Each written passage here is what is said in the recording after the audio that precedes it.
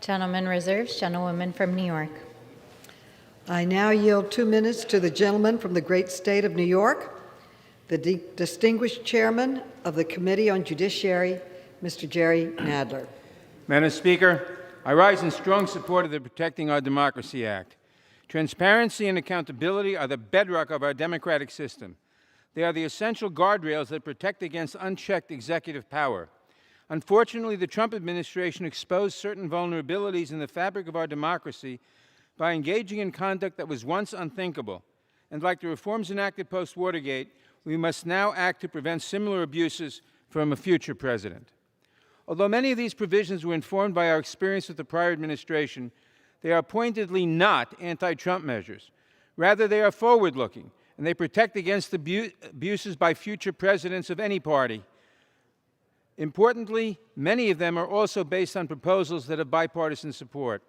I'm especially proud of the provisions in this bill that fall within the Judiciary Committee's jurisdiction. These include requiring an expedited, streamlined process for enforcing congressional subpoenas in court. This would prevent the administration from stonewalling congressional oversight and then evading accountability for years while the courts resolve the issue. To address abuses of the clemency power, the bill requires additional transparency, and it reaffirms that abuses of the clemency power can form the basis of a bribery scheme and that self-pardons are prohibited. It pauses the statute of limitations on federal offenses during a president and vice president's term in office to ensure that they can be held accountable for criminal conduct, just like any other American. And it addresses improper communications between the White House and the Department of Justice, an all too common occurrence under the last administration. Madam Speaker, when the nation's founders wrote the Constitution after having just fought a war against a tyrant, they stood fast to a key principle, that the executive must not be a king and must instead be accountable to Congress, to the people, and ultimately to the rule of law.